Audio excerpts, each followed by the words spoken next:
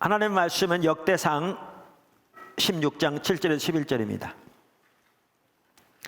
그날에 다윗이 아삽과 그의 형제를 세워 먼저 여호와께 감사하게 하여 이르기를 너희는 여호와께 감사하라. 그의 이름을 불러 아뢰며 그가 행하신 일을 만민 중에 알릴지어다. 그에게 노래하며 그를 찬양하고 그의 모든 기사를 전할지어다. 그의 성호를 자랑하라. 여호와를 구하는 자마다 마음이 즐거울지로다. 여호와와 그의 능력을 구할지어다. 항상 그의 얼굴을 찾을지어다. 아멘.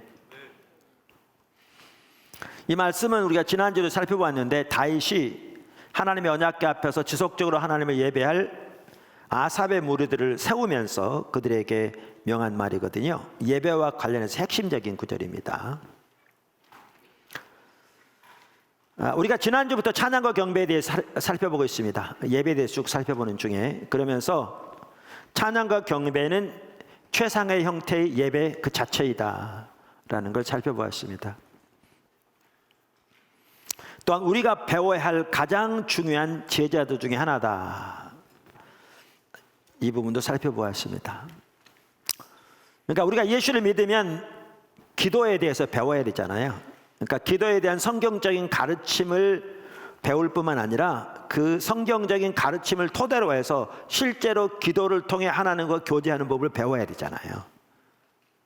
그래야 하나님과 올바른 관계 가운데서 자라날 수 있잖아요. 이렇게 기도가 우리가 반드시 배워야 할 제자도인 것처럼 우리의 예배가 그렇다고 말이죠. 그래서 모든 성도들은 진정으로 예배를 배워야 합니다. 그러니까 성경적인 가치관의 예배에 대한 성경적인 가치관을 배우란 말이 아니라 그것을 토대로 해서 하나님을 예배하는 것을 배워야 한다. 그리고 그 안에 자라나야 한다, 그 말입니다. 그래서 우리가 이번 시리즈도 이렇게 살펴보고 있습니다. 그래서 오늘은 찬양과 경배가 무엇인가, 그 찬양과 경배의 정의에 대해서 살펴보려고 합니다. 어떤 분들은 찬양, 경배 이렇게 서로 따로 이해하는 경우가 있는데요. 저는 찬양과 경배를 같은 의미로 사용합니다. 신약 성경에서 예배라고 번역된 단어는 크게 두 가지가 있습니다. 하나는 프로스쿠네오라는 단어인데요, 60번 사용되었습니다. 그 의미는 찬사를 드리다, 존경하다 라는 뜻입니다. 다른 하나는 라트리온테스라는 단어인데 명사나 동사 형태로 26번 나옵니다. 이 단어는 섬김이라고 번역될 수 있는 단어입니다. 공적인 예배를 말할 때 주로 이 단어가 사용되었습니다. 성경에 많은 경우에 섬기다라고 나온 부분은 이 예배하다를 말하는 겁니다. 자, 그럼 찬양과 경배는 뭔가? 찬양과 경배가 예배이기 때문에요, 찬양과 경배의 정의와 예배의 정의는 똑같습니다. 그럼 찬양과 경배가 뭔가? 찬양과 경배는 하나님께서 행하신 놀라운 일들을 인하여 하나님께 찬사를 드리고 하나님 그분 자신을 인하여 기뻐하는 것입니다. 그러니까 예배는, 찬양과 경배는 하나님께서 행하신 놀라운 일들을 인하여 하나님께 찬사를 드리고 하나님 그분 자신을 인하여 기뻐하는 것입니다. 아멘. 그러니까 하나님께 드린 예배에는요, 크게 두 가지 요소가 있습니다. 하나는 찬사, 또 하나는 기뻐하는 것. 뭐가 있다고요? 찬사와 기뻐하는 것. 할렐루야. 자, 그럼 하나씩 살펴보겠습니다.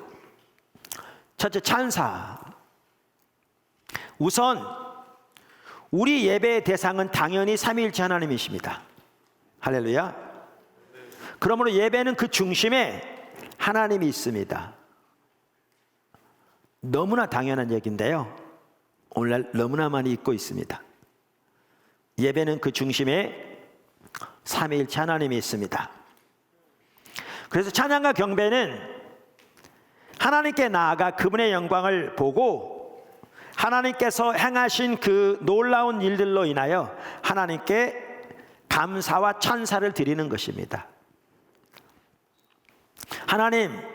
하나님께서 행하신 일들이 너무나 아름답습니다. 감사합니다. 하나님의 이름을 높입니다. 라는 것이 그 기본적인 개념입니다. 할렐루야. 하나님은 우리의 찬사를 받으시기에 홀로 합당하십니다. 그리고 우리가 하나님께 찬사를 드려야 할 수많은 이유들이 있습니다. 근데 그 중에서도 하나님께 드려야 할 그 찬사를 드려야 할 이유를 크게 세 가지로 줄인다면, 그리고 성경에 나온 하나님의 사람들은 그렇게 했습니다. 다음과 같이 요약할 수 있습니다. 하나는 창조의 하나님, 또 하나는 구원의 하나님, 또 하나는 날마다 우리를 인도하신 하나님. 아멘. 자, 작은 첫 번째, 창조하신 하나님. 그러니까 우리가 하나님께 찬사를 드리되 그 가장 주된 이유 중에 하나는 그분의 창조로 인한 것입니다. 성경에 나온 하나님의 귀한 사람들도 하나님의 창조로 인하여 하나님께 마음껏 찬사와 감사를 드리고 있습니다. 그 대표적인 두 구절을 볼 텐데요. 하나는 시편 104편 1절에서 5절입니다. 시편 104편 1절에서 5절입니다. 사실 전체를 읽으면 좋지만 시편 104편 시간상 5절까지만 읽겠습니다. 내 영혼아 여호와를 송축하라. 여호와 나의 하나님이여, 주는 심히 위대하시며 존귀와 권위로 옷 입으셨나이다. 주께서 옷을 입음 같이 빛을 입으시며 하늘을 휘장같이 치시며 물에 자기 누각의 들보를 얹으시며 구름으로 자기 수레를 삼으시고 바람 날개로 다니시며 바람을 자기 사신으로 삼으시고 불꽃으로 자기 사역자를 삼으시며 땅에 기초를 놓으사 영원히 흔들리지 아니하게 하셨나이다. 보십시오. 하나님의 그 놀라운 창조를 인하여 하나님께 찬사를 드리고 있습니다. 찬양을 드리고 있습니다. 또 한 구절은 요한계시록 4장 9절에서 11절입니다. 지난주에 살펴봤던 구절입니다. 하늘나라에서 천사들이 그리고 앞서만 믿음의 선배들이 하나님께 찬양하는 내용이 거기 나와 있습니다. 그 생물들이 보좌에 앉으사 세세토록 살아계신 이에게 영광과 존귀와 감사를 돌릴 때에 24장로들이 보좌에 앉으신 이 앞에 엎드려 세세토록 살아계신 이에게 경배하고 자기의 관을 보좌 앞에 드리며 이르되, 우리 주 하나님이여, 영광과 존귀와 권능을 받으시는 것이 합당하오니 주께서 만물을 지으신지라 만물이 주의 뜻대로 있었고 또 지으심을 받았나이다 하더라. 아멘. 그래서 우리가 하나님을 창조하되 한 가지 주된 핵심적인 이유는 하나님의 창조로 인하여 그분께 감사와 찬사를 드리는 것입니다. 아멘. 근데 여기가 넘어가기 전에 한 가지 중요한 게 있습니다. 그게 뭐냐면, 예배는 우리의 적극적인 의지의 표현이라는 겁니다. 예배는 우리의 적극적인 의지의 표현이라는 겁니다. 우리는 그것을 어디서 볼 수 있냐면 아까 읽었던 시편 104편 1절에서 볼 수 있습니다. 자, 거기 다시 한번 보시면 이 시편 기자는 하나님의 창조를 인하여 하나님께 찬사를 드리고 감사를 드리는데, 그 찬양을 시작하면서 뭘로 시작합니까? 내 영혼아 여호와를 송축하라는 말로 시작합니다.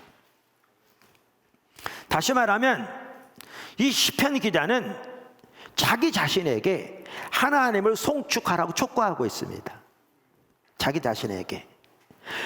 우리는 여기에서 하나님께 드리는 우리의 찬사가 적극적인 우리의 의지의 표현인 것을 그래서 명확하게 볼 수 있습니다. 근데 이게 아주 중요합니다. 아주 중요합니다. 여러분, 하나님께 드리는 예배는 저절로 되는 것이 아닙니다. 저절로 되는 것이 아닙니다. 그것은 우리의 적극적인 의지의 표현입니다. 적극적인 의지의 표현입니다. 하나님은 우리의 모든 예배를 받으시기에 홀로 합당하신 분이기 때문에 우리는 우리의 처지나 형편이나 감정적인 상태에 상관없이 하나님을 예배하기로 선택하는 것입니다. 그리고 적극적으로 하나님을 예배하여 나가는 것입니다. 오늘날 하나님의 백성들의 예배가 매우 수동적이고 소극적인 가장 주된 이유 중에 하나는 시편 104편 기자가 하나님을 송축하기를 적극적으로 선택했던 것처럼 그렇게 하나님께 예배드리기를 선택하지 않기 때문에 그렇습니다. 여러분, 오늘 예배드리는 여러분, 또 가정에서 예배드리는 여러분 어떻습니까? 오늘날 적지 않은 소위 하나님의 백성들은 주변의 분위기나 혹은 감동적인 프로그램으로 인해서 자기들의 마음이 열려지기를 기대합니다. 바랍니다. 그리고 자기들의 마음이 열려지면 혹시라도 하나님을 예배해 볼 수 있을지 모르겠다, 이런 자세를 가지고 앉아 있습니다. 그리고 그런 자세를 하나님께 나옵니다. 그런데 예배는 그렇게 드리는 것이 아닙니다. 그러한 자세로 하나님을 올바로 예배할 수 없습니다. 만약 그런 자세를 가지고 있다면 평생 동안 몇 번이나 하나님을 올바로 예배 드릴 수 있을까요? 우리는 시편 104편 기자가 했던 것처럼 하나님을 예배하기를 적극적으로 선택해야 합니다. 그분은 우리의 예배를 받으시기에 홀로 합당하신 분이기 때문에 그렇습니다. 할렐루야. 더 나아가 우리는 어떤 상황 속에서도 하나님을 예배하기를 적극적으로 선택해야 합니다.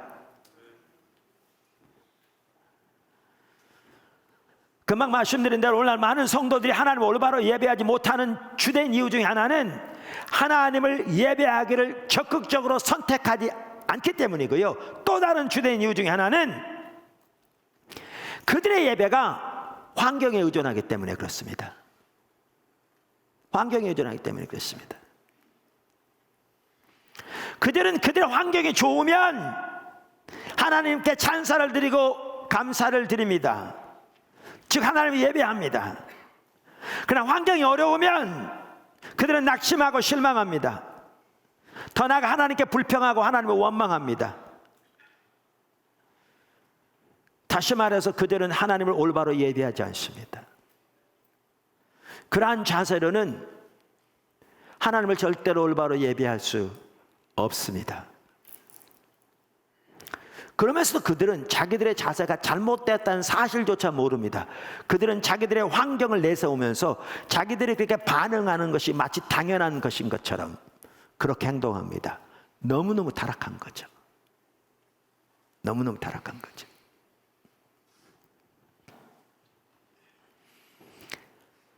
그러나 참다운 예배자는 환경이 어떠하든지 하나님은 우리의 예배를 받으시기에 홀로 합당하신 분이기 때문에 우리가 그 하나님을 적극적으로 예배하기를 선택하는 것입니다. 한 좋은 예를 보실래요? 시편 42편입니다. 지난주에도 보았던 시편입니다. 고라 자손들의 시편이라 이렇게. 그러니까 다윗이 언약궤 앞에서 하나님의 영광을 바라보며 지속적으로 하나님께 찬양과 감사를 드리도록 하나님 예배하도록 채운 사람들입니다. 이 시편 기자는 그렇게 했던 사람입니다. 그런데 지금은 그렇게 할 수 없는 상황에서 하나님을 갈망하고 있는 시편이 이 시편입니다. 한번 다시 한번 보시죠. 하나님이여 사슴이 시냇물을 찾기 위해 갈급함 같이 내 영혼이 주를 찾기 위해 갈급하나이다. 내 영혼이 하나님 곧 살아계신 하나님을 갈망하나니 내가 어느 때에 나가서 하나님의 얼굴을 배웠고. 자, 이 부분은 우리가 이미 여러 번 살펴보았습니다. 근데 그 다음 절을 보십시오. 오늘은 사람들이 종일 내게 하는 말이 내 하나님이 어디에 있느냐 하오니 내 눈물이 주야로 내 음식이 되었도다. 내가 전에 성의를 지키는 무리와 동행하여 기쁨과 감사의 소리를 내며 그들을 하나님의 집으로 인도하였더니 이제 이 일을 기억하고 내 마음이 상한도다. 그런 사람이 있던 걸 볼 수 있죠. 그 다음 절. 내 영혼아 내가 어찌하여 낙심하며 어찌하여 내 속에서 불안하여 하는가. 너는 하나님께 소망을 두라. 그가 나타나 도우심으로 말미암아 내가 여전히 찬송하리로다. 내 하나님이여, 내 영혼이 내 속에서 낙심이 되므로 내가 요단강과 헤르몬과 미살산에서 주를 기억하나이다. 주의 폭포 소리에 깊은 바다가 서로 부르며 주의 모든 파도와 물결이 나를 휩쓸었나이다. 낮에는 여호와께서 그의 인자하심을 베푸시고 밤에는 그의 찬송이 내게 있어 생명의 하나님께 기도하리로다. 내 반석이신 하나님께 말하기를 어찌하여 나를 잊으셨나이까? 내가 어찌하여 원수의 압제로 말미암아 슬프게 다니니까 하리로다. 내 뼈를 찌르는 칼같이 내 대적이 나를 비방하며 늘 내게 말하기를 내 하나님이 어디 있느냐 하도다. 내 영혼아, 내가 어찌하여 낙심하며 어찌하여 내 속에서 불안해하는가? 너는 하나님께 소망을 두라.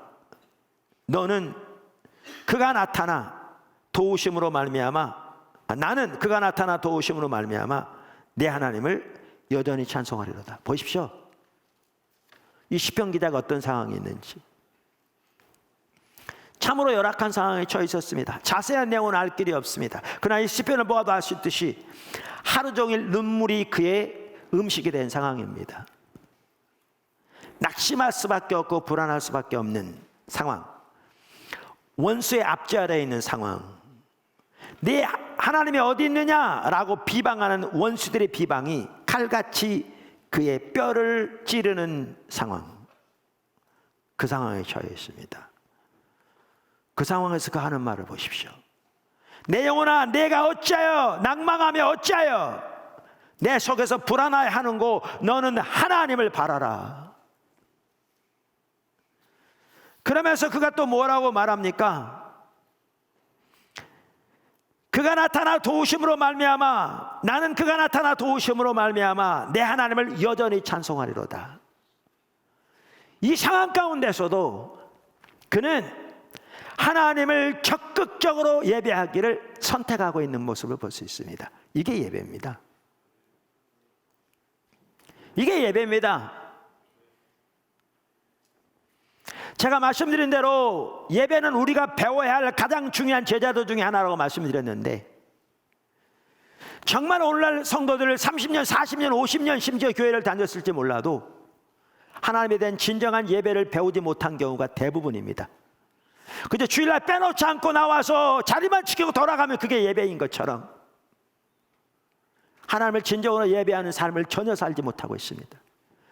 하나님을 적극적으로 예배하기를 선택하지도 않을 뿐만 아니라 그들의 예배가 환경에 의존해서 조그만 역경이 자기 생각대로 삶이 조금만 되어지지 않아도 하나님을 절대 올바로 예배하지 않는, 그것이 오늘날 적지 않은 성도들이 처해 있는 상황입니다. 코로나 시대에 한 명 한 명의 예배가 적나라하게 드러나고 있습니다. 하나님 앞에서 적나라하게. 포도나무 교회 그 설교 주일날 기도 중에 하나님께서 예배에 대해서 살펴보기 원하셔서, 저는 처음에는 우리의 찬양 경배가 더 다시 이렇게 업그레이드해야 할 필요가 있어서 그 부분 살펴보려고 했는데, 아니 전체적인 걸 살펴볼 마음을 강력하게 주시더라고요. 그래서 이렇게 살펴보는 중에 코로나 사태가 터졌습니다. 그러면서 이 예배를 살펴보는 게 얼마나 이 시대의 중요한 부분과 정당하게 드러났죠. 근데 보십시오. 이 코로나를 통해서 오늘날 성도들의 예배가 어떤 상태인가가 백일하게 드러나 있습니다. 하나님 앞에 적나라하게 드러나고 있습니다. 핑계하지 못할 만큼.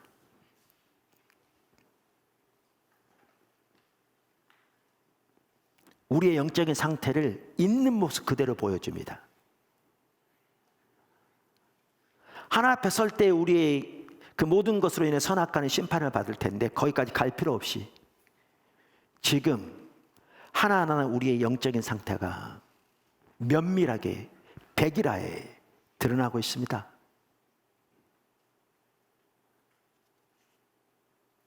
드러나고 있습니다.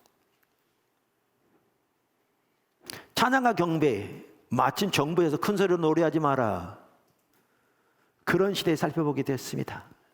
적나라하게 드러나고 있습니다.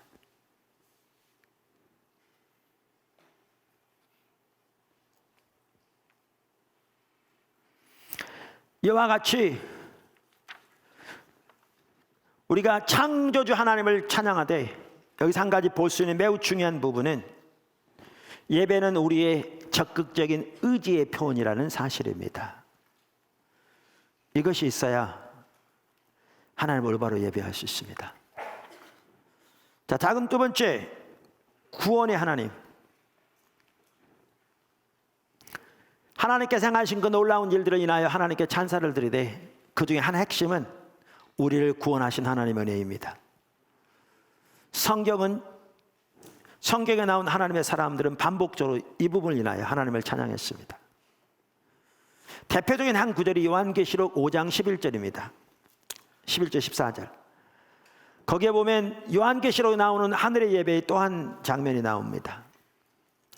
4장에 이어서 거기에 보면 구원의 하나님을 마음을 다해 찬양하고 있는 모습을 볼 수 있습니다. 11절부터 보시죠. 내가 또 보고 들음에 보좌와 생물들과 장로들을 둘러선 많은 천사의 음성이 있으니 그 수가 만만이요 천천이라. 큰 음성으로 이르되 죽임을 당하신 어린 양은 능력과 부와 지혜와 힘과 존귀와 영광과 찬송을 받으시기에 합당하도다 하더라. 내가 또 들으니 하늘 위에서와 땅 위에와 땅 아래와 바다 위에와 또 그 가운데 모든 피조물이 이르되 보좌에 앉으신 이와 어린 양에게 찬송과 존귀와 영광과 권능을 세세토록 돌릴지어다 하니 내 생물이 이르되 아멘하고 장로들은 엎드려 경배하더라. 하늘에서 큰 물소리와도 같이 그는 한 목소리로 천천만만의 천사들과 앞서간 모든 하나님의 백성들이 하나님을 찬양하는데 구원의 하나님을 어린 양을 찬양하고 있는 모습을 볼 수가 있습니다. 그 다음에 작은 세 번째, 날마다 우리를 인도하시는, 날마다 우리와 함께 하시는 하나님의 은혜. 우리는 하나님의 그 놀라운 창조로 인하여 하나님께 찬양을 드리고 하나님의 그 위대한 구원을 인하여 찬양을 드리되 또한 날마다 우리와 함께 하시는 그 은혜로 인하여 하나님께 찬사를 드리는 것입니다. 날마다 우리와 동행하시며 우리를 도우시고 인도하시고 지키시고 보호하시고 회복시키시고 우리의 기도를 들으시며 우리의 필요를 공급하시는 그 하나님의 은혜를 인하여 그 사랑을 인하여 그 놀라운 역사들을 인하여 하나님께 찬사를 드리는 것입니다. 이와 관련한 대표적인 성경 구절 중에 하나가 시편 107편입니다. 시편 107편 1절부터 한번 보겠습니다. 여호와께 감사하라. 그는 선하시며 그 인자하심이 영원하미로다. 여호와의 속량을 받은 자들은 이같이 말할지어다. 여호와께서 대적의 손에서 그들을 속량하사 동서남북 각 지방에서 모으셨도다. 그들이 광야 사막길에서 방황하며 거주할 성읍을 찾지 못하고 추리고 목이 말라 그들의 영혼이 그들 안에서 피곤하였도다. 이에 그들이 근심 중에 여호와께 부르짖으며 그들의 고통에서 건지시고 또 바른 길로 인도하사 거주할 성읍에 이르게 하셨도다. 여호와의 인자하심과 인생에게 행하신 기적으로 말미암아 그를 찬송할지로다. 그가 사모하는 영혼에게 만족을 주시며 줄인 영혼에게 좋은 곳으로 채워주심이로다. 사실 15절까지 계속 읽어보면 동일한 내용을 볼 수 있습니다. 이와 같이 찬양과 경배의 한 핵심적인 요소는 찬사인데 하나님의 창조를 인하여 하나님의 구원을 인하여 날마다 우리와 동행하시며 베푸시는 하나님의 은혜를 인하여 하나님께 찬사를 드리는 것입니다. 아멘. 근데 여기에 중요한 게 있습니다. 그게 뭐냐 하면 하나님을 아는 것이 핵심입니다. 하나님을 아는 것이 핵심입니다. 하나님의 창조로 인하여 하나님께 찬사를 드리는 것이건, 하나님의 구원을 인하여 하나님께 찬사를 드리는 것이건, 날마다 함께 하시는 하나님의 은혜로 인하여 하나님께 찬사를 드리는 것이건, 하나님을 아는 것이 핵심입니다. 창조의 하나님만 하더라도 그렇습니다. 만약 우리가 하나님의 피조물이라는 사실을 깨닫게 된다면, 진정으로 성령의 조명으로 우리의 마음 눈이 열려 깨닫게 된다면, 우리를 창조하신, 그리고 만물을 창조하신 하나님의 그 위대한 지혜와 그 속에 나타난 하나님의 그 놀라운 신실하심과 그 놀라운 사랑과 자비, 특별히 우리를 만드시되 하나님의 걸작품으로 만드신 그 하나하나가 신묘막측한 하나님의 사랑의 손길, 하나님의 은혜의 손길, 하나님의 무한한 지혜와 능력의 작품인 것을 인식하게 된다면, 우리는 성경에 나와 있는 하나님의 사람들처럼 정말 하나님 앞에 납작 엎드려 그분만을 경배하며 그분만을 찬양하며 그분께 우리의 모든 찬사를 드리기를 정말 기뻐할 것입니다. 우리 구원의 하나님도 마찬가지입니다.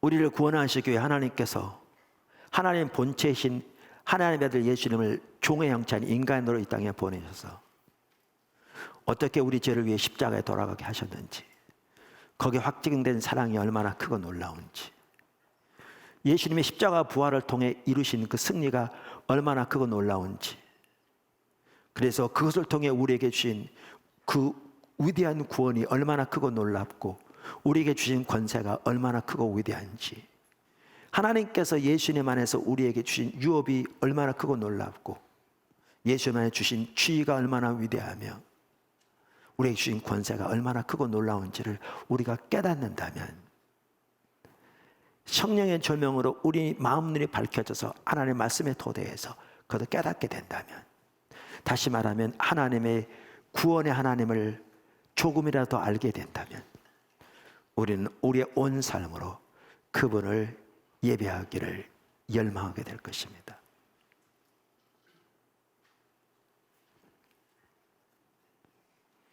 우리가 드린 찬양 중에 이런 찬양이 있습니다. 주사랑 가장 높은 산보다 높고 주사랑 심해보다 더욱 깊네. 주사랑 온 세상 끝까지 이르고 주사랑 내게 임했네. 이제는 주사랑 사단보다 더욱 강하고 주사랑 어두울 때 날 붙드네. 주사랑 하늘 향한 내 길 지키네. 주사랑 내 힘과 능력. 주사랑 가장 단 꿀보다 더 달고 주사랑 포도주보다 더 좋네. 이 영어 가사는 저 choicest wine, 가장 좋은 포도주보다 더 좋네, 그 뜻입니다. 주사랑 나의 깊은 갈증 채우네. 주사랑 나의 것일세. 한 번에 제가 이 찬양을 같이 이렇게 하나님께 드리고 있는데요, 갑자기 뭐가 딱 이렇게 깨달아지냐면, 제가 태어나 지금까지 오도록 수많은 사탄의 방해와 공격과 미혹과 시험 넘어뜨리려는 수많은 사탄의 노력이 있었던 것 같더라고요. 사실 죽을 고비만 여러 번 당했습니다, 저 개인적으로. 그리고 그러한 사탄의 미혹과 유혹에 넘어져서 죄에 넘어진 적도 너무나 많고요. 그런데 그 모든 것에도 하나님의 사랑이 훨씬 크시기에 하나님이 지키시고 하나님 보호하시고 하나님이 인도하셨기에 내가 여기에 오늘 있게 된 것이 선명히 보이더라고요. 그게 선명히 보여졌을 때 이 찬양을 드리는 저의 찬사는 그냥 단순히 입에서 나오는 찬사가 아니었습니다.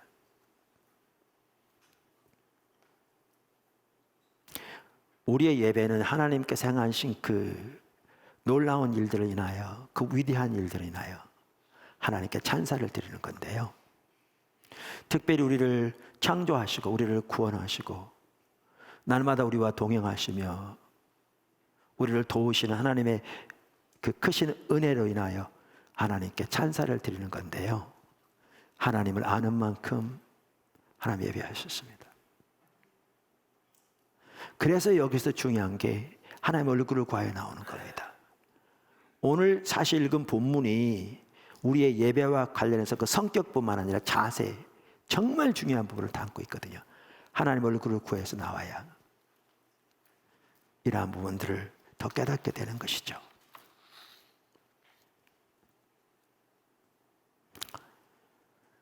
두 번째 요소, 아까 뭐라고 그랬죠?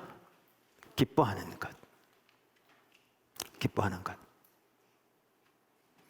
찬양과 경배는 하나님께서 행하신 그 놀라운 일들을 인하여 하나님께 찬사를 드릴 뿐 아니라 더 나아가 하나님 그분 자신을 인하여 기뻐하는 것입니다. 즉 하나님을 기뻐하는 것입니다. 하나님을 기뻐하는 것입니다. 그 A.W. 토저 목사님은 그분의 책 예배냐 쇼냐 규장에서 번역한 책인데요. 그 책에서 조지 왓슨 박사의 말을 인용합니다.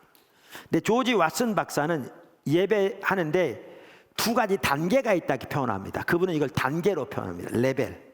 두 가지 단계가 있다. 그러면서 한 가지 단계는 뭐냐? 감사. 영어로 gratitude. 감사하고 다른 단계를 탁월함이라고 말합니다. excellence 이렇게 말합니다. 감사와 탁월함. 이 두 가지 레벨이 있다, 단계가 있다 이렇게 말하면서 그걸 인용하면서 토저 목사님은 오늘날 대부분의 기독교인들은 감사의 수준을 넘어가지 못하고 있다 이렇게 말합니다. 그러니까 감사의 수준을 넘어 탁월함의 수준으로 그들의 예배가 나아가지 못하고 있다 그 말입니다. 근데요, 제가 여기 한 가지 더 붙이고 싶은 것이 있습니다. 오늘날 적지 않은 성도들의 경우에는 감사의 수준에도 이르지 못하고 있습니다.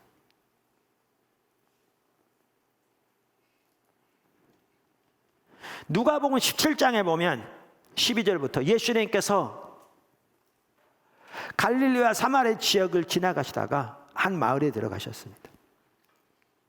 거기에 나병 환자 10명이 멀리 서서 예수님께 치유를 구해서 예수님께서 그들을 치유하셨습니다.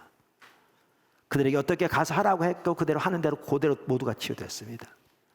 근데 그 중에 한 사람만 예수님께 와서 감사를 표했습니다. 엎드려 감사했습니다. 근데 그 사람이 사마리아 사람이었습니다. 그래서 16절 이렇게 말합니다. 예수의 발 앞에 엎드려 감사하니 그는 사마리아 사람이라. 17절 예수께서 대답하여 이르시되 10사람이 다 깨끗함을 받지 아니하였느냐? 그 9은 어디 있느냐?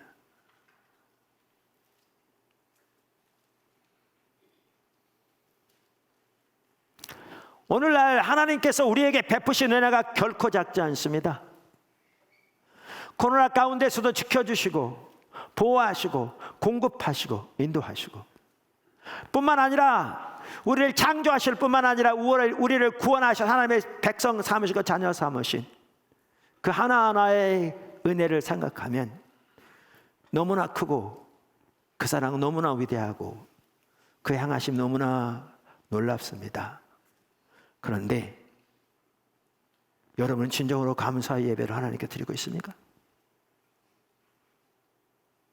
오늘 주일인데 오늘 주일만 하더라도 모여서 혹은 가정에서 그렇게 하나님께서 행하신 그 놀라운 일들을 인하여 중심에서부터 하나님께 진정한 감사의 제사를 예배를 드렸냐고요.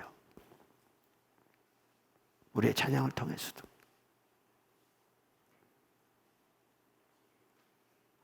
정말 적지 않은 성도들이 감사의 수준에도 이르지 못하고 있습니다.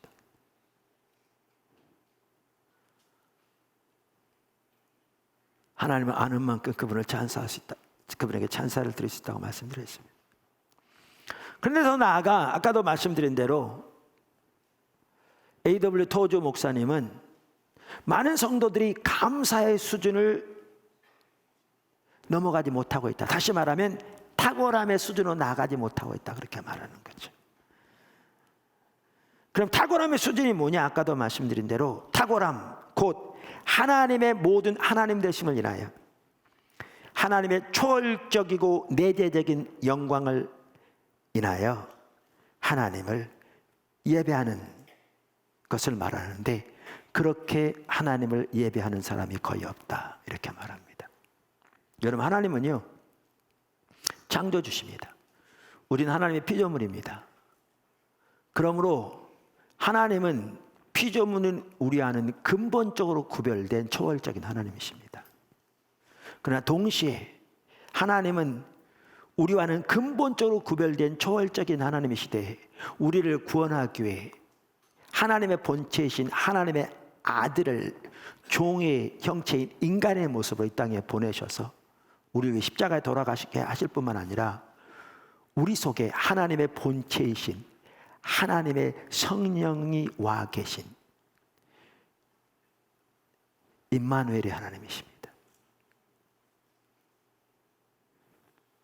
그래서 하나님의 그 초월적이고 내재하시는 For His transcendent and immanent glory, 그러한 영광으로 인하여 하나님을 마음껏 기뻐하며 하나님을 마음껏 예배하는 자가 없다, 그 말입니다. 저는 이걸 두 가지 레벨로 말하지는 않는데요, 한편으로는 그 단계라고도 볼 수 있는데 두 가지 요소라고 말합니다. 그런데 정말 이렇게 하나님을 예배하는 자가 많지 않습니다. 그리고 우리 찬양곡만 하더라도 정말 하나님의 하나님 되심을 인하여, 에이든 토저 목사님의 말처럼 하나님의 초월적이고 내재하시는 그 영광으로 인하여 하나님을 그렇게 마음껏 기뻐하고 높이는 찬양이 정말 많지 않습니다. 저는 하나님께서 우리 팀들에게 창조적인 영감, 성령의 기름 부음도 부으셔서 하나님에 대한 찬양도 주시되, 다윗에게 하나님께서 찬양을 주셔서 하나님을 찬양하게 했잖아요. 시편에 주시되, 그렇게 정말 하나님을 그렇게 깊이 찬양할 수 있는 그러한 수많은 찬양곡들을 주셔서 하나님을 마음껏 찬양하게 하시기를 간절히 열망합니다. 그것이 제 열망이고 제 기도이기도 합니다. 이와 같이 찬양과 경배, 우리의 예배의 한 핵심은 하나님을 기뻐하는 것입니다. 하나님을 기뻐하는 것입니다. 제가 얘기할 때마다 가끔 그 얘기 하는데, 제 둘째 아들이 지금은 이제 두 아이의 아버지가 됐습니다마는 초등학교 2학년 때 하루는 학교에서 오더니 저한테 그러더라고요. 난 아빠가 좋아. 그러니까 선생님이 하라고 그런 겁니다. 그래서 내가 왜? 그랬더니 아빠가 우리에게 옷도 사주시고 먹을 것도 사주시고 공부할 수 있도록 돈도 대주시잖아. 그런데 제가 그 말을 들을 때 한편은 기쁘기도 하지만 한편으로는 마음이 씁쓸하더라고요, 약간. 왜냐하면 내가 지 아빠니까 좋아해야지. 내가 아빠니까 당연히 그러한 일들을 해주지. 우리가 하나님을 찬양함에 있어서 마찬가지입니다.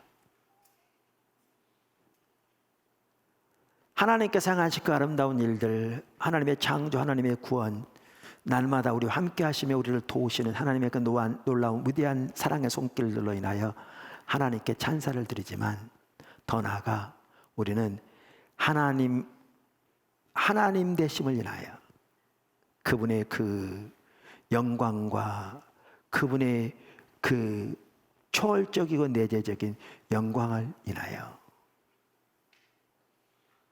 하나님의 위대하신 사랑과 그 권능과 권세와 신실하심과 자비를 인하여 그분을 마음껏 찬양하고 그분을 기뻐하는 것, 그게 우리의 예배입니다. 그게 우리의 예배입니다.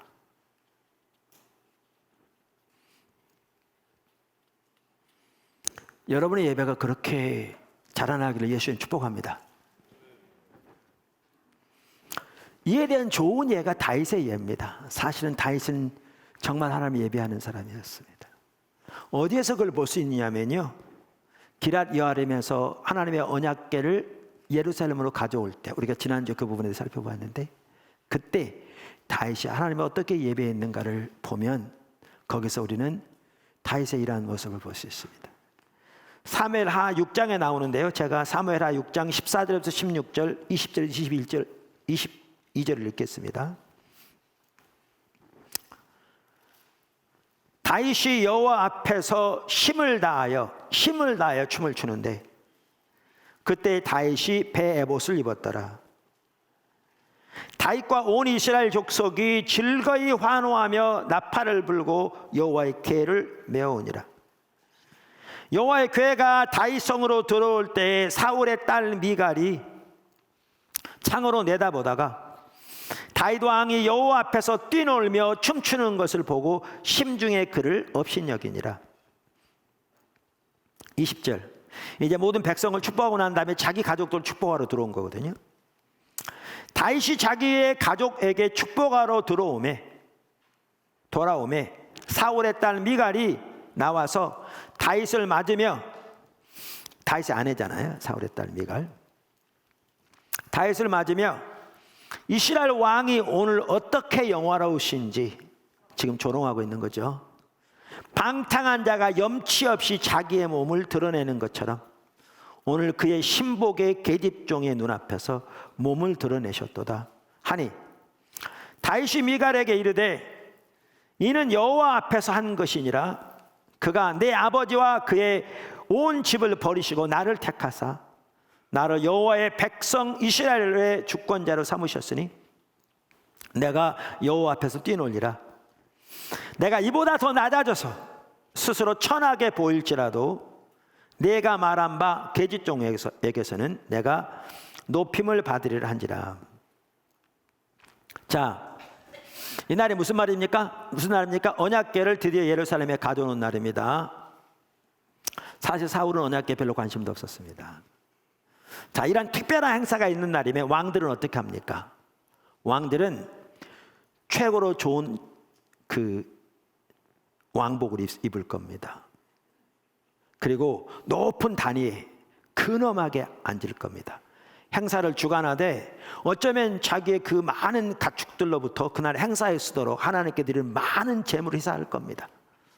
수많은 제사들이 드려지게 하고 그 제사의 재물의 일부는 백성들이 같이 나눠 먹었는데 사람들에게 많이 나눠 먹을 수 있도록 베풀 겁니다. 그래서 그걸 통해 훌륭한 왕으로 칭송을 받을 것이고 많은 사람들이 베푸는 자로 칭송을 받을 것입니다. 이게 일반적으로 하는 왕들이 하는 일입니다. 근데 다윗은 전혀 안 그랬습니다. 다윗이 입는 옷부터가 배 에봇을 입었다고 그랬으면 나르는 제사장들과 같은 옷을 입었고요. 그 다음에 많은 사람들이 입었던, 거기 성경에 보시면 세마포 겉옷도 걸치지 않았습니다. 그리고 그 아내, 그러니까 사울의 딸, 사울이 이제 그 누구에게, 다윗에게 준 아내죠, 딸, 그 미갈의 눈에 보기에는 방탕한 자가 염치 없이 자기 몸을 드러내는 것처럼 계집종들 앞에서 그렇게 보이는 만큼 온 힘을 다해 춤을 추며 하나님을 찬양했습니다.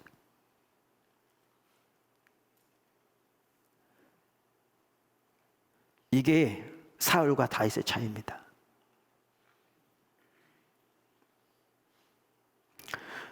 그랬더니 사울의 딸이었던 미갈이 그걸 조롱하는데 다윗이 하는 말이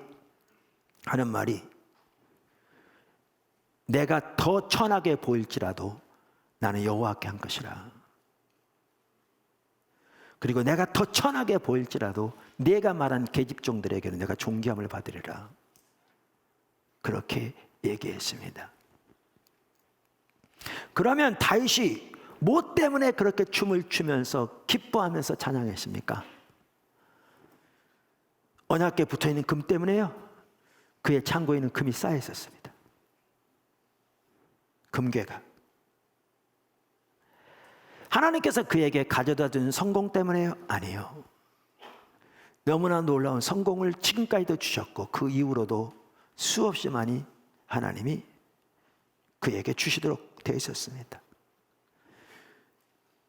그가 그토록 기뻐했던 것은 그 언약궤는 하나님의 임재의 상징이었는데 하나님의 임재가 자신의 집에, 자기 성에, 자기 왕국에 찾아오시는 것을 인하여 그렇게 기뻐하며 춤을 췄습니다. 다시 말하면 다윗은 하나님 그분을 인하여 그렇게 기뻐하면서 춤을 췄습니다. 심지어 사람들 눈에 더 비천하게 보일 만큼 더 낮아질지라도 하나님을 더욱 그렇게 기쁘게 할 것이라고, 또한 하나님을 그렇게 기뻐할 것이라고 그렇게 그는 말할 정도였습니다. 이 사건에 대해서 풀빛 주석에서 랑게 박사는 이렇게 얘기합니다. 다윗의 종교적 열정과 가슴 밑바닥에서부터 차고 넘치는 감격적인 기쁨을 잘 드러내주는 행동이다. 그는 이제야 비로소 하나님의 임재의 표상인 언약궤를 수도 예루살렘에 모시게 된 데 대하여 감격하며 온 몸과 마음으로 이를 기뻐하는 것이다. 이게 예배입니다. 이게 예배입니다. 저는 여러분이 사울과 같은 사람 되지 않기를 바랍니다. 제가 왜 그렇게 말하느냐면요, 오늘날 적지 않은 소위 하나님의 백성들이 사울과 같은 식으로 예배를 드립니다.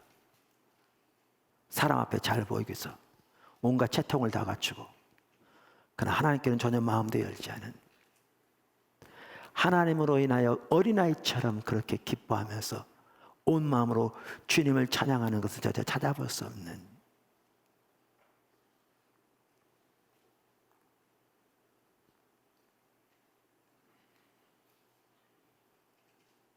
그 사울은 버림받았습니다. 그런데 다윗은 하나님이 말씀하시길 내 마음에 합한 자라고, 하나님 모든 뜻을 그를 통해 이루실 것이라고 그렇게 말씀하셨습니다.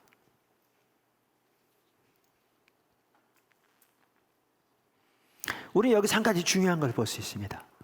그게 뭐냐면 예배는 생물이라는 겁니다. 살아있는 것이라는 겁니다. 그걸 반드시 기억하십시오. 예배는 단순한 프로그램이 아닙니다. 예배는 단순한 종교적인 의식이 아닙니다. 예배는 하나님을 그렇게 하나님께 찬사를 드리고 하나님을 기뻐하는 것이기 때문에 예배는 살아있는 생물입니다. 생명이 있습니다. 다시 말하면 예배는 자라나기도 하고 퇴보하기도 합니다. 모든 생명이 그렇듯이. 다윗이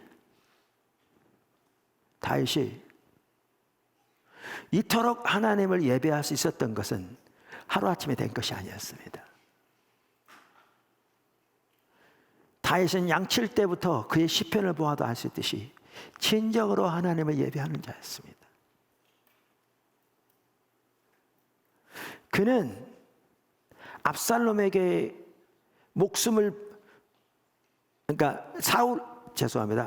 사울 왕에게 자기 목숨을 부지하게 도망할 때에도, 나중에 압살롬에게 도망할 때도 마찬가지였지만 도망할 때에도 그는 지속적으로 하나님을 찬양하고 예배하는 자였습니다. 그는 하나님의 얼굴을 구하는 자였습니다. 그토록 지속적으로 하나님을 예배하고 하나님을 찬양하는 자였기에 그의 예배가 이렇게까지 자랄 수 있었습니다. 예배는 자라나는 겁니다. 동시에 예배는 퇴보하기도 합니다. 우리가 지속적으로 주님의 얼굴을 구하지 않고, 그래서 온 마음으로 그분을 사모하지 않으면, 그리고 그런 마음으로 주님을 진정으로 예배하지 않으면 우리의 예배는 퇴보합니다. 그래서 제가 여러분에게 묻습니다. 여러분의 예배는 2년 전과 비교해 볼 때 지금 성장했습니까? 퇴보했습니까? 그것을 보면 지금 현재 내 영적인 상태가 어떤 상태인가를 금방 알 수 있습니다.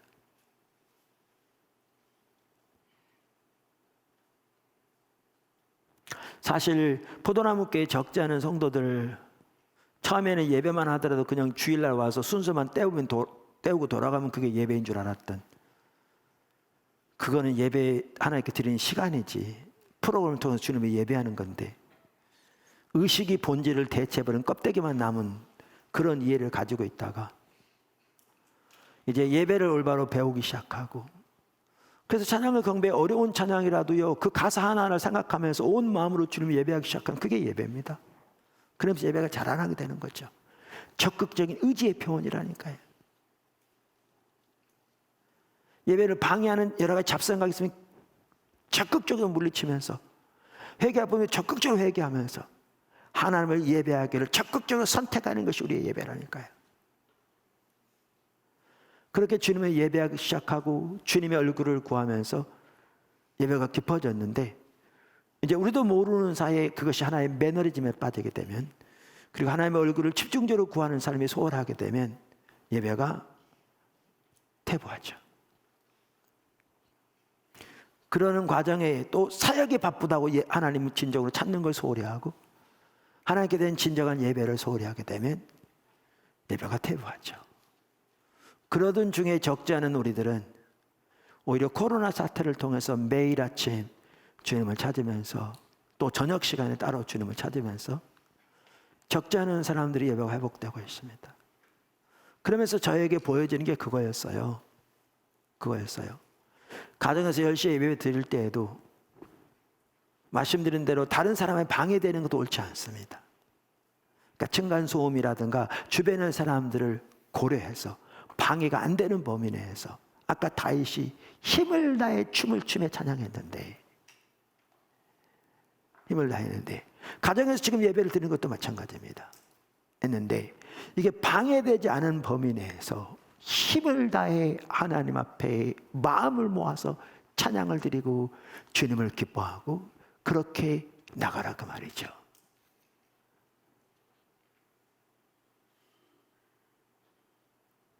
더 놀라운 주님의 임재와 주님과의 깊은 교제를 경험하게 되겠지요. 예배는 생물입니다. 반드시 기억하셔야 합니다. 예배는 살아있는 것입니다. 여기에 중요한 한 가지가 또 뭐냐 하면, 하나님께 대한 신뢰가 동반되어야 진정으로 하나님을 기뻐할 수 있습니다. 하나님께 대한 신뢰가 동반되어야 진정으로 하나님을 기뻐할 수 있습니다. 우리가 바울의 예를 종종 봅니다. 바울은 아시아로 가서 복음을 전하려고 했습니다. 근데 성령께서 여러 차례 막으셨습니다. 그러던 중에 하루는 환상을 통해 마게도냐 사람이 손짓하면서 와서 도와달라고 하는 것을 이렇게 보게 됩니다. 하나님이 보이신 거죠. 그게 하나님의 뜻인 것을 깨닫고 그들이 마게도냐 지경의 첫 성인 빌립보로 갑니다. 갔는데 사역은 별로 열리지 않은 가운데 귀신 들린 여자 노예가 자기들을 따라다니면서 계속 예언하는데, 예언은 100% 맞는데 이게 귀신 들려 사는 겁니다. 그러니까 너무나 힘드니까 참다가 예수님으로 귀신을 쫓아내버렸습니다.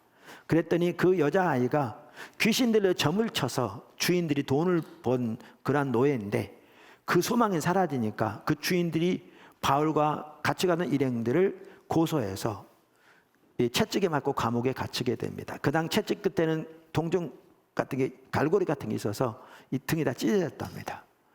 그리고 요즘같이 감옥이 냉난방 시설이 있는 것도 아니고요, 그러한 의료시설이 전혀 있는 것도 아닌, 때로는 먹을 것도 자식이 스스로 해결해야 되는 그런 경우가 너무 많았는데, 거기에서 밤중에 12시에 그들은 하나님을 찬양하기 시작합니다. 그 상황에서. 왜요? 다 이해할 수 없지만 그들은 하나님을 전적으로 신뢰했기 때문에요. 실수가 없으신 하나님의 지혜, 하나님의 인도, 독생자까지 아끼냐냐 하시고 내어주신 하나님의 사랑, 그래서 그분의 뜻은 항상 최선이며 하나님의 주권적인 통치, 하나님의 능력을 신뢰했기에 이해할 수 없는 상황에서도 그들은 마음껏 하나님을 기뻐하며 찬양하기 시작합니다. 밤 12시에 하나님이 감격하셔서 견디지 못하셨던 것 같습니다. 그래서 옥토를 흔들어 버리십니다. 그게 계기가 되어서 간수장 전체, 가족 전체가 예수를 믿고 빌립보 교회가 탄생하게 됩니다. 여러분, 우리는 하박국 3장 17절 이 얘기를 잘 압니다. 17절 이하.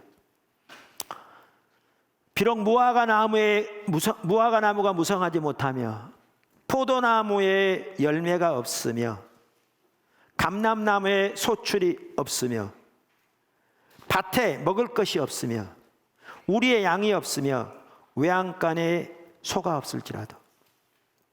여러분, 이스라엘은 농경 목축 사회입니다. 농경 목축 사회에서 이런 것이 없다는 얘기는 뭔 얘기인지 아십니까? 극심한 가난을 의미합니다. 이런 얘기 없다는 건 뭔 얘기인지 아십니까? 먹을 게 없는 상황을 말합니다. 지금 북한의 민심이 흉흉하답니다. 그거 참 어려웠는데 돼지는 개인들이 소유할 수 있도록 해줬나 봐요. 그런데 아프리카 돼지열병으로 돼지가 아주 몰살당한 거죠. 그러니까 당장 먹을 게 없어지니까 지금 민심이 흉흉하답니다. 근데 농경 목축 사회에서 이런 게 없다는 것을 이들은 극심한 가난을 의미합니다. 그 상황에서 이 하박국 선지자가 하는 말을 보십시오. 18절. 그러할지라도 나는 여호와로 말미암아 즐거워하며 나의 구원의 하나님으로 말미암아 기뻐하리로다. 이게 예배입니다.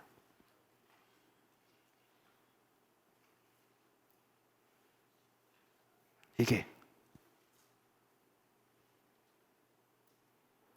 그리고 하나님은 그러한 그들의 예배를 받으시고 너무나 기뻐하실 뿐만 아니라 수많은 경우에 견디하지 못하셨습니다. 감격하셔서.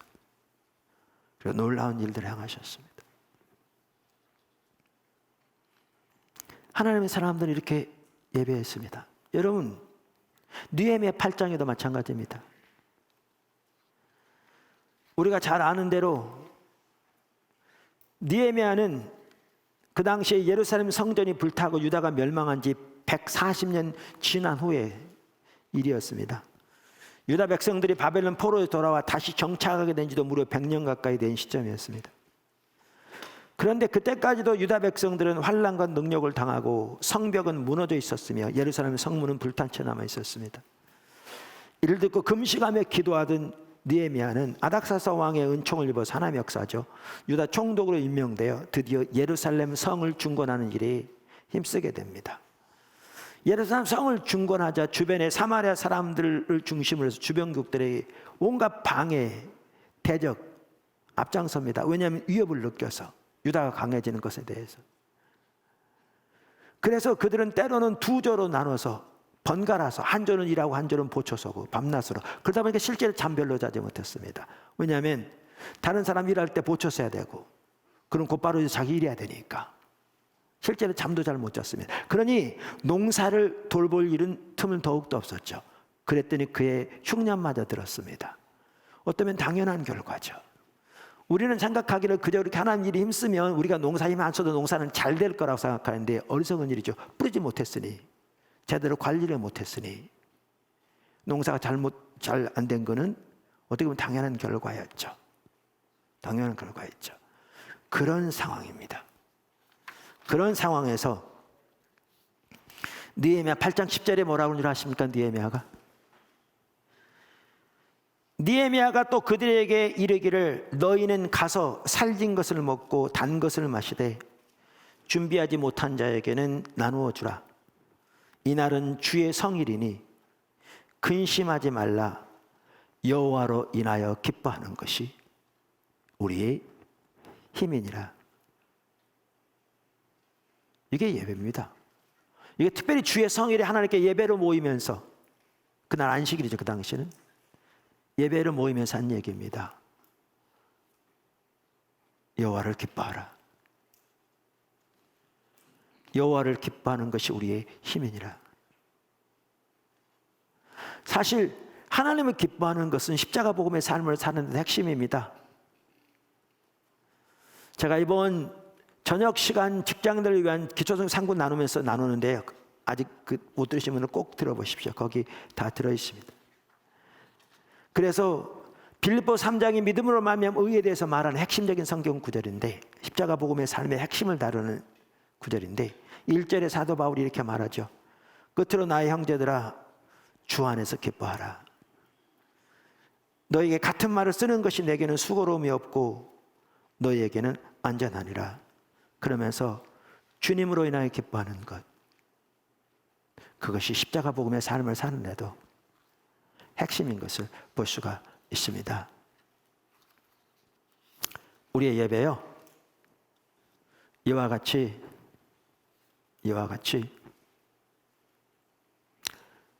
하나님을 하나님 기뻐하는 것입니다. 어떠한 환경 가운데든지 하나님께 대한 신뢰가 그 토대에 있기에, 그것이 예배입니다.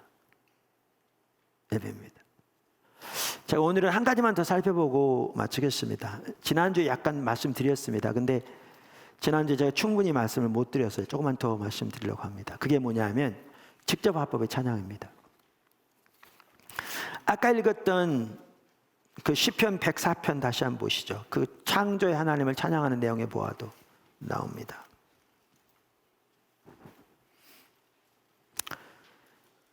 내 영혼아 여호와를 송축하라. 나의 하나님이여, 주는 심히 광대하시며 존귀와 권위로 옷 입으셨나이다. 우리말에 주는 그렇게 되어 있는데요, 원어에는 주는이란 말이 아닙니다. 2인칭 단수, 당신은 그 말입니다. 근데 우리가 흔히 하나님을 당신이라고 표현하면 건방진 것 같으니까 이걸 주라고 바꾼 겁니다. 내용은 이런 거죠. 나의 하나님이여, 여호와 나의 하나님이여, 당신은 심히 위대하시며 존귀와 권위로 옷 입으셨습니다. 요한계시록 4장 그 하늘의 예배에서도 이렇게 말하잖아요. 11절, 우리 주 하나님이여, 영광과 존귀와 권능을 받으시는 것이 합당하오니, 왜냐하면 주께서, 즉 당신께서 만물을 지으셨기 때문입니다. 만물이 당신의 뜻대로 있었고 또 지으심을 받았습니다. 여기에 중요한 게 뭐냐면 직접 화법입니다. 영어로 direct address. 다시 말하면 우린 육신의 눈으로는 보이지 않지만 영의 눈으로 하나님을 바라보면서 우리 가사 하나하나에 우리의 온 마음을 실어 하나님 그분께 직접적으로 찬사를 드리고 그분을 기뻐하는 것을 고백하는 것입니다. 예배의 핵심입니다. 예배의 핵심입니다. 시편 18편 1절에 다윗도 이렇게 고백했습니다. 나의 힘이신 여호와여, 내가 주를 사랑합니다. 하나님께서 제 안에 이렇게 다뤄 가실 때, 세워 가실 때, 빚어 가실 때 얘기 가끔 하잖아요. 우리가 개척교회 하다 보니까 어려운 일도 많이 있었거든요. 생활적으로. 그래서 처음 교회 섬길 때인데 그때 한 달에, 죄송합니다, 한 주에 그 생활비가 정해져 있었어요. 이렇게. 그러니까 아이들을, 예를 들면 간식 같은 경우에는 한 주에 10,000원, 새 아이들. 그러니까 직접 사주면 또 비싸니까 거기서 15분 이상을 걸어가서 이렇게, 거기 가락시장 크게 있었거든요. 재료를 사다가 걸어와서 이렇게 만들어주고, 중간에 떨어지면 나머지는 그 날짜까지 못 먹는 거죠. 간식이 없는 거죠. 근데 하루는 이제 하나님 얼굴을 구하는 게 중요해서 아침, 저녁, 점심으로 매일 이렇게 주님을 찾으면서 주의 인도를 구하고 그러는데 하루는 이렇게 힘이 없더래요. 그래서 좀 이렇게 기운이 착 쳐져 있는 거죠. 그래서 기도하고 있는데 하나님 또렷이 그걸 보이신 거죠. 너는 나만이 너의 힘이라며. 그러니까 지금 오늘 시장하는 날인데 그래도 최소한 몇만 원이라도 있어야 기본적인 거라도 사와서 일주일 또 사는데 호주머니에 1,000원짜리 몇 개 있는 거죠. 그러니까 힘이 없는 거죠. 그때 주님이 보이신 거죠. 하나님이 힘이라고 고백해 왔는데 지금 돈이 없어서 힘이 빠져 있는 상태에 있는, 그걸 딱 들추시면서 너는 나만의 너의 힘이라며 그러신 거죠. 그러니까 돈이 없어서 힘이 빠졌다는 얘기는 자기가 몰랐을지 모르지만 돈이 힘이었던 거죠. 그래서 하나님 앞에 정말 회개한. 그랬더니 그 이후로는 돈이 있어도 힘이 생기지도 않고 돈이 없어도 힘이 빠지지 않는다고. 다윗이 나의 힘이 되신 여호와여, 혹은 나의 힘이신 여호와여, 이 말은요, 그냥 우리가 집에다 걸어놓고 그냥 입버릇처럼 하는 그 말이 아니고요. 다윗에게는 하나님이 그의 힘이었습니다. 천천만만의 사울의 군대들이 그의 좌우에 둘러쌀 때에도 그는 여호와가 그의 힘이었고요. 그래서 누워서 잠을 잘 수 있었고요. 하나님 의지하는 가운데 그는 블레셋 진영으로 피해서 자기 목숨을 부지하기 위해서 미친 척 했어야 했을 때에도 여호와가 그의 힘이었습니다. 자, 그럼 이렇습니다. 나의 힘이 되신 여호와여, 내가 주를 사랑하이다, 이렇게 말한 것처럼 우리가 육신의 눈으로는 보이지 않지만 영의 눈으로 하나님을 바라보면서 지금 제가 설명한 대로 그러한 진정한 의미의 마음으로 하나님이여, 당신이 나의 힘이 되신 여호와여, 내가 주님을 사랑합니다, 이렇게 여러분이 진정으로 그 모든 의미를 다 담아 하나님 그분께 고백할 수 있다면 이게 예배입니다. 이게 예배예요. 그렇게 하나님께 찬사를 드리고 그렇게 하나님을 기뻐하는 것, 그게 예배입니다. 그 예배를 통해서 여러분이 하나님과 깊은 교제 가운데 자라나게 되는 겁니다.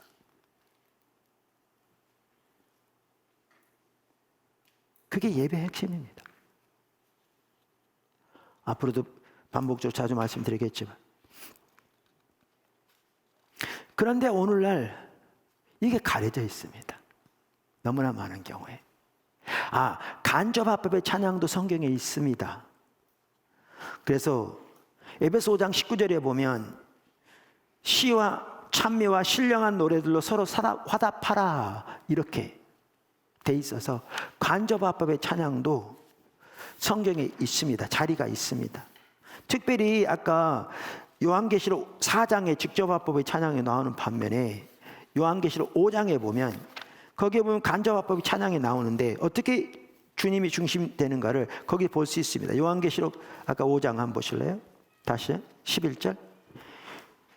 내가 또 보고 들음에 보좌와 생물들과 장로들을 둘러선 많은 천사의 음성이 있으니 그 수가 만만이요 천천이라 큰 음성으로 이르되, 죽임을 당하신 어린 양은 능력과 부와 지혜와 힘과 존귀와 영광과 찬송을 받으시기에 합당하도다. 그랬더니 내가 또 들으니 하늘 위에와 땅 위에와 땅 아래 바다 위에와 그 가운데 모든 피조물이 이르되, 보좌에 앉으신 이와 어린 양에게 찬송과 권능과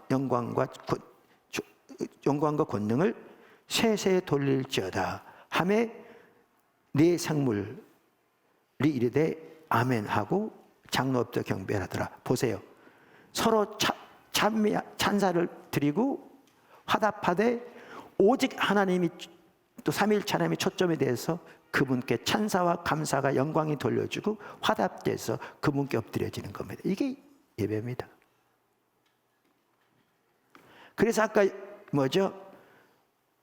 이 5장 19절에 아까 시와 찬미와 신령한 노래들로 서로 화답하되 이렇게 주님을 높이라, 그 말입니다. 5장처럼. 근데 그렇게 간접화법의 찬양도 분명히 자리가 있는데, 우리가 찬양과 경배를 예배로 이해할 때 여기에 중요한 게 뭐냐면, 아까 시편 104편도 등등 여러 가지 구절도 나오듯이, 그리고 바로 그 에베소 5장도 뭐라고 말하냐면 이렇게 말하죠. 5장도 19절에 너희의 마음에서부터 주께 노래하며 찬송하라, 그분께 노래하며 찬양하라. 그분을 예배하는 직접화법의 찬양이 이토록 중요한 것을 볼 수 있습니다. 근데 말씀드린 대로 우리나라에 이 부분이 가려져 있습니다. 많은 찬양 경배가 드려지기도 하는데요, 너무나 간증식으로만 하는 경우가 많습니다. 그렇게 하다 보니까 어떻게 하냐면 사람들에게 은혜 끼치기 위한 걸로 전락해버렸고, 그런 수단으로. 그러니까 간접화법부터 요한계시록 5장에 보면 정말 주님만 높이면 그 예배 중심에 예수 그리스도가 있고 아버지 하나님, 그 삼위일체 하나님이 있는데, 그런 개념은 사라져버린 채 사람만 남아있는 경우가 오늘날 절대로 적지 않습니다. 모양은 비슷한데 완전히 다른 거죠. 근데 하나님을 그렇게 예배함으로 나갈 때 온 마음으로 가사 하나하나에 우리의 마음을 실어서 그 진정한 의미를 담아서 그게 안 될 때 하나님 앞에 회개하며 돌이키고 오히려 아까 말한 대로 나의 힘이 되신 여호와, 이 말은 그분만이 나의 진정한 힘이라는 말인데 여태까지 돈이 세상의 지위가 나의 힘이어서 하나님 앞에 오히려 회개하고 돌이키면서 하나님만 나의 힘 되게 해주세요. 돌이키면서 온 마음으로 그분께 우리의 온 마음을 고백해서 찬사를 드리고 감사를 드리는 것이 예배고 그걸 통해서 하나님과의 깊은 교제가 이루어지는데 이걸 완전히 다 사라져버린 거죠. 왜냐하면 이 부분이 철저하게 가려져 있기 때문에 찬양 인도자를 찬양팀 다 거의 대부분의 경우에 그러니까 공중에 쏘아대고 있는 거죠. 여기에 중요한 게 뭐냐 하면 아까 오늘 본문 말씀에 나온 것처럼 다윗이 여호와께 감사하게 하며 이르기를 너희는 여호와께 감사하며 그의 이름을 불러하려며 그의 행하신 일 만민 중에 알릴지어다. 그에게 노래하며 그를 찬양하고 그의 모든 기사를 전할지어다. 그러면서 그의 성호를 자랑하라. 여호와를 구하는 자마다 마음이 즐거울지어다. 여호와와 그의 능력을 구하라. 항상 그의 얼굴을 구할지어다.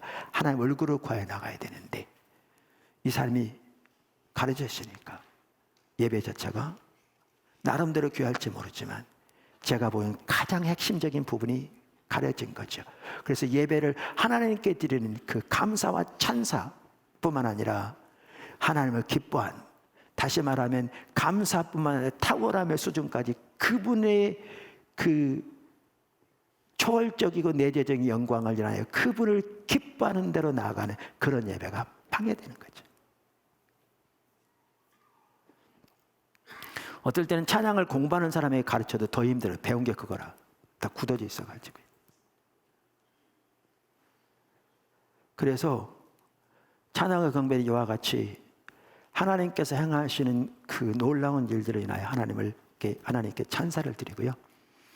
하나님 그분을 인하여 기뻐하는 겁니다. 그게 찬양이고 그게 예배입니다. 그리고 거기에서 중요한 한 부분이 직접 화법의 예배입니다.